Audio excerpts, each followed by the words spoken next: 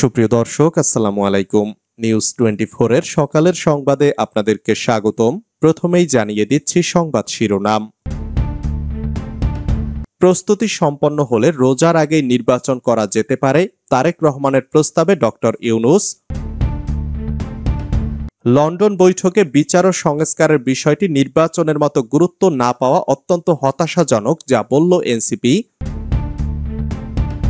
ঝিনাইদহে BNP নেতা জয়ন্ত কুণ্ডুর সমাবেশ স্থলে ককটেল বিস্ফোরণ।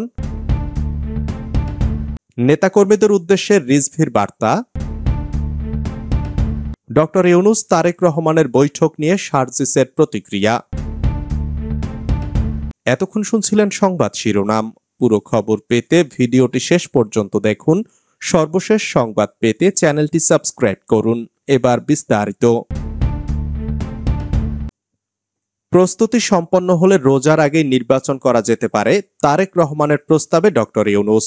বিএনপির ভারপ্রাপ্ত চেয়ারম্যান তারেক রহমানের সাথে বৈঠকে অন্তর্বর্তীকালীন সরকারের প্রধান উপদেষ্টা ডক্টর মোহাম্মদ ইউনূস বলেছেন, প্রয়োজনীয় প্রস্তুতি সম্পন্ন করা গেলে 2026 সালে রমজান শুরু হওয়ার আগের সপ্তাহে দেশে জাতীয় নির্বাচন অনুষ্ঠিত হতে পারে। তবে সেক্ষেত্রে সংস্কার ও বিচারের বিষয়ে যথেষ্ট অগ্রগতি অর্জন করা প্রয়োজন হবে।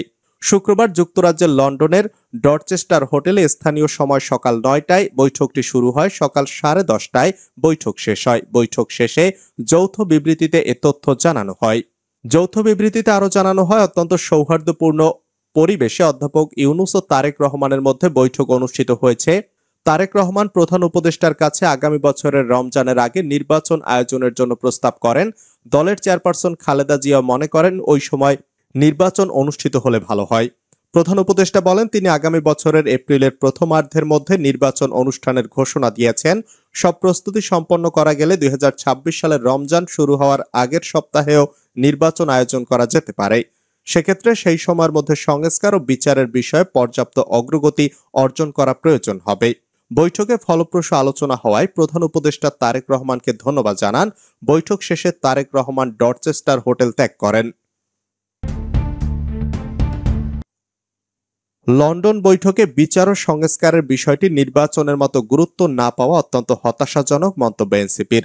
লন্ডনে প্রধান উপদেষ্টা অধ্যাপক মোহাম্মদ ইউনূসের সঙ্গে বিএনপির ভারপ্রাপ্ত চেয়ারম্যান তারেক রহমানের বৈঠকে নির্বাচনের তারিখ সংক্রান্ত আলোচনা যতটুকু গুরুত্ব পেয়েছে, বিচার ও সংস্কার ততটুকু গুরুত্ব পায়নি বলে মনে করে জাতীয় নাগরিক পার্টি এনসিপি। বিষয়টিকে অত্যন্ত হতাশাজনক বলেছে দলটি। আজ শুক্রবার রাতে এনসিপির এক বিবৃতিতে এই প্রতিক্রিয়া জানানো হয়েছে। এনসিপির যুগ্ম সদস্য সচিব সালেউদ্দিন শিফাত বিবৃতিটি পাঠিয়েছেন। এনসিপির বিবৃতিতে বলা হয়, রাষ্ট্র কাঠামো সংস্কার প্রশ্নে ঐকমত্য প্রতিষ্ঠার প্রচেষ্টা হিসাবে বিভিন্ন রাজনৈতিক দলের সঙ্গে অন্তর্বর্তী সরকারের আলোচনাকে ইতিবাচকভাবে দেখছে বিএনপি। এই প্রচেষ্টার অংশ হিসাবে লন্ডনে অনুষ্ঠিত অন্তর্বর্তী সরকারের প্রধান উপদেষ্টা অধ্যাপক মোহাম্মদ ইউনূস ও বিএনপির ভারপ্রাপ্ত চেয়ারম্যান তারেক রহমানের মধ্যকার বৈঠকটি সংসদ নির্বাচন বিষয়ে দলটিকে আস্থায় আনতে সফল হয়েছে সরকার। জাতীয় ঐক্য, স্বাধীনতা ও সার্বভৌমত্ব এবং রাষ্ট্র সংস্কারের প্রশ্নে রাজনৈতিক দলগুলোর মধ্যে ঐকমত্য প্রতিষ্ঠা জরুরি, কিন্তু বৈঠকে নির্বাচনের তারিখ সংক্রান্ত আলোচনা যতটুকু গুরুত্ব পেয়েছে, অভ্যুত্থান পরবর্তী বাংলাদেশের নাগরিকদের প্রধান দাবি তথা বিচার ও সংস্কার ততটুকু গুরুত্ব পায়নি। এটা অত্যন্ত হতাশাজনক বলে মনে করে এনসিপি। নির্বাচন প্রশ্নে সরকার কেবল একটি রাজনৈতিক দলের অবস্থান ও দাবিকেই বেশি প্রাধান্য দিচ্ছে বলে বারবার প্রতীয়মান হচ্ছে। একথা উল্লেখ করে এনসিপি আরো বলেছে, জুলাই ঘোষণাপত্র প্রণয়ন, জুলাই সনদ কার্যকর করা এবং বিচারের সুস্পষ্ট রোডম্যাপ ছাড়া জাতীয় সংসদ নির্বাচন আয়োজন গণ অভ্যুত্থানকে স্রেফ একটি ক্ষমতা হস্তান্তরের মাধ্যম পরিণত করবে এবং রাষ্ট্র বিনির্মাণের জন আকাঙ্ক্ষাকে অপদমিত করবে।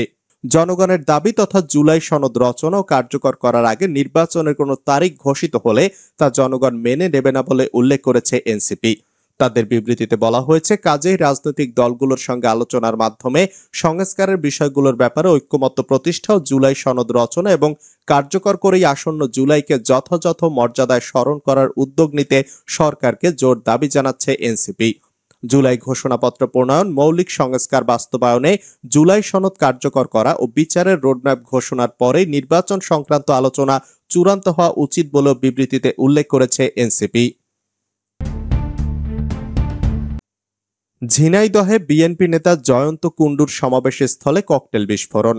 বিএনপির কেন্দ্রীয় নির্বাহী কমিটির খুলনা বিভাগীয় সহ সাংগঠনিক সম্পাদক জয়ন্ত কুমার কুণ্ডুর ঈদ পরবর্তী শুভেচ্ছা বিনিময় সভাকে কেন্দ্র করে ককটেল বিস্ফোরণের ঘটনা ঘটেছে শুক্রবার বিকালে ঝিনাইদহের শৈলকুপা উপজেলার রামচন্দ্রপুর বাজারে এই ঘটনা ঘটে। প্রত্যক্ষদর্শীরা জানান, ঈদ পরবর্তী শুভেচ্ছা বিনিময় করার জন্য উপজেলার রামচন্দ্রপুর বাজারে সমাবেশের আয়োজন করে শৈলকুপা উপজেলা বিএনপির একাংশ।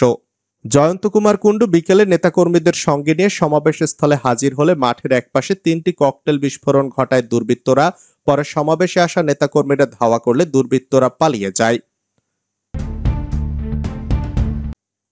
নেতাকর্মীদের উদ্দেশ্যে রিজভির বার্তা। বিএনপির সিনিয়র যুগ্ম মহাসচিব অ্যাডভোকেট রুহুল কবির রিজভির স্বাক্ষর জাল করে ফেসবুকে ভুয়া বিজ্ঞপ্তি প্রচার করা হয়েছে। এ ঘটনায় নেতাকর্মীদের উদ্দেশ্যে একটি বার্তা দিয়েছেন বিএনপির এ নেতা।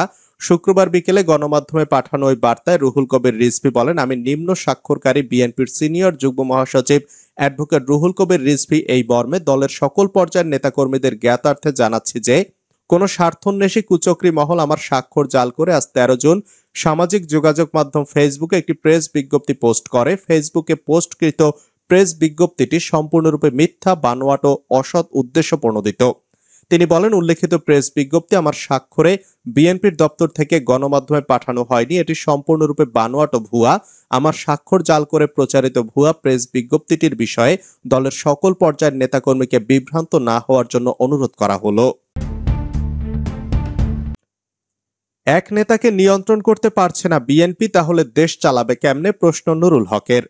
গণ অধিকার পরিষদের সভাপতি নুরুল হক বলেছেন, গলাচিপায় দলের জাতীয় নির্বাহী কমিটির সদস্য হাসান মামুনকে নিয়ন্ত্রণ করতে পারছে না বিএনপি, তাহলে বিএনপি ক্ষমতায় গেলে দেশ চালাবে কেমনে? শুক্রবার বিকেলে পটুয়াখালীর গলাচিপা উপজেলা পরিষদ ডাক বাংলোর সামনে আয়োজিত এক সংবাদ সম্মেলনে নুরুল হক একথা বলেন। বৃহস্পতিবার রাতে তার অবরুদ্ধ হওয়া সহ তার নির্বাচনী এলাকার সাম্প্রতিক রাজনৈতিক পরিস্থিতি সম্পর্কে জানাতে এই সংবাদ সম্মেলনের আয়োজন করা হয়। সংবাদ সম্মেলনে নুরুল হক বলেন, আন্দোলন সংগ্রাম করে ঢাকা বিশ্ববিদ্যালয়ের ভিপি হয়েছি, কোনো রাজনৈতিক দলে নাম লেখাইনি, কোনো দলের নেতার গোলামি করিনি, নিজেই একটা রাজনৈতিক দল গঠন করেছি। ছাত্র জীবন থেকে এ পর্যন্ত প্রতিকূল পরিবেশে বেড়ে উঠেছি। ক্ষমতাসীন আওয়ামী লীগের স্বৈর শাসনের বিরুদ্ধে অবস্থান নিয়ে আন্দোলন সংগ্রাম করেছি, অথচ আমার এলাকায় বিএনপির এক নির্বাহী সদস্য হাসান মামুনের অনুসারীদের কাছে হেনস্থা ও লাঞ্ছিত হচ্ছি। নুরুল হকের অভিযোগ, গতকাল বৃহস্পতিবার থেকে আজ শুক্রবার পর্যন্ত গলাচিপা ও দশমিনা উপজেলায় গণ অধিকার পরিষদের দলীয় অফিসে হামলা ও ভাঙচুর করা হয়েছে। গতকাল রাতে আমি ও আমার নেতাকর্মীদের অবরুদ্ধ করা হয়েছে। এজন্য বরিশাল, পটুয়াখালী থেকে প্রশিক্ষিত সন্ত্রাসী ভাড়া এনে এলাকায় তাণ্ডব চালানো হয়েছে। ভাড়ায় আনা সন্ত্রাসীরা রামদা, চাপাতি, হকি স্টিক, বস্তা ভর্তি ইট নিয়ে আমাদের পথ রোধ করে মহড়া দিয়েছে। সড়কে গাছের গুঁড়ি ও ইট ফেলে পথে পথে প্রতিবন্ধকতা সৃষ্টি করেছে।